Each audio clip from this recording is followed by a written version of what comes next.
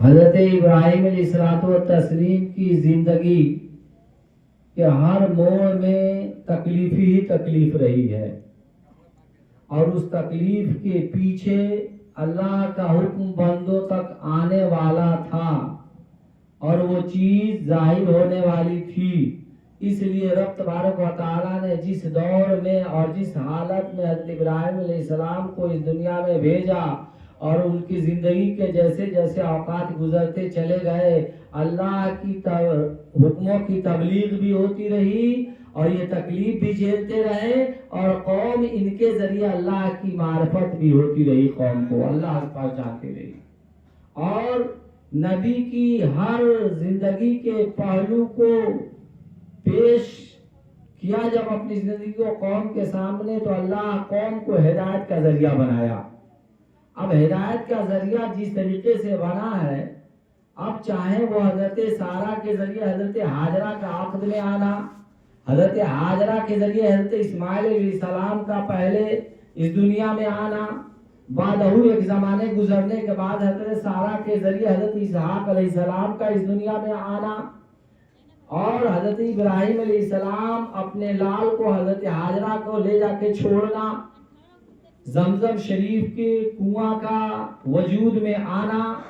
صفا اور مروہ کا دونوں پہاڑیاں اللہ کی نشانیاں بننا، رمی جمار کا وجود میں آنا، مینا، عرفات اور مزدلفہ وغیرہ جو وادیاں ہیں، یہ سب چیزیں مبارک اور مقدس ہونا، اور یہ سارے اعمال صفا اور مروہ کے درمیان صحیح کرنا، گویا حضرت ابراہیم، اسماعیل، حضرت ہاجرہ کے ان تینوں زندگیوں کے جو مصائب و آلام ہیں، حرکات و سکنات ہیں، انہی اداؤں کی نقل حج میں موجود ہے، بے شک حج میں موجود ہے۔ اب غور کیجئے، رب تبارک و تعالیٰ نے جب فرمایا تھا کہ یا ابراہیم قد صدقت الرؤیا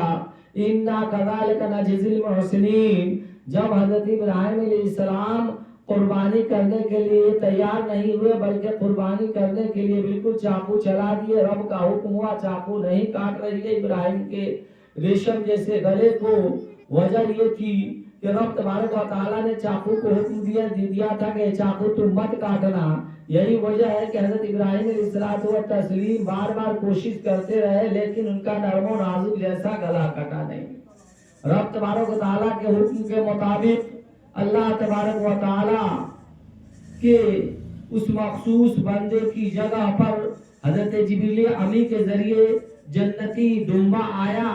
اور جبریل امی نے لٹا دیا، اور وہ اس کی قربانی ہو گئی۔ حضرت اسماعیل السلام ایک طرف کھڑے ہو کر کے تسبیح کرتے رہے، اللہ اکبر اللہ اکبر۔ اب غور کیجئے، جب آنکھوں سے پٹی ہٹایا تو ان کے دل میں بات یہ آئی کہ شاید میری قربانی قبول نہیں ہوئی، اس لیے کہ اسماعیل ایک طرف الگ مسکرا رہے ہیں،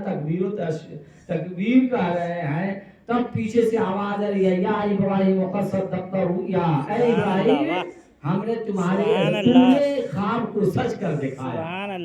یعنی تو تمہیں خواب دیکھا اور اس خواب کو تو نے عمل درآمد کرا، سچ کر دیا، انا کذالک نجزی المحسنین، بے شک ہم احسان کرنے والوں کو جزا دیں گے، بدلہ دیں گے۔ اور آئے ابراہیم، اے میرے خلیل، آپ کو یہ ایسا میں نے قبول کیا، ایسا قبول کیا کہ رہتی دنیا تک اس کو میں نے باقی رکھا، سبحان اللہ۔ یہی وجہ ہے کہ آقا صلی اللہ تعالیٰ علیہ وآلہ وسلم کے